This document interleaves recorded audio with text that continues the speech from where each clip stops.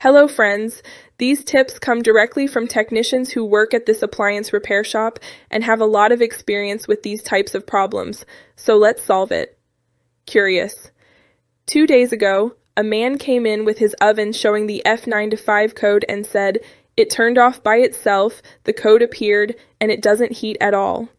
In our shop, we know that this usually points to a problem with the control board or the relay that powers the oven elements.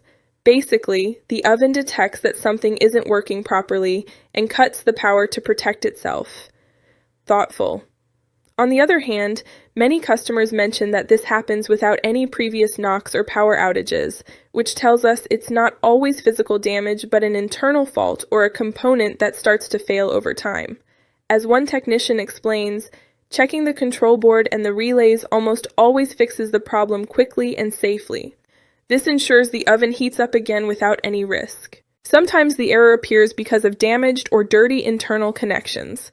Customers have told us, "I heard a small spark and then F9-5 appeared, which confirms that there may be a burned contact." In these cases, the technician cleans or replaces the affected connections and makes sure the board receives the correct signal to activate the heating elements.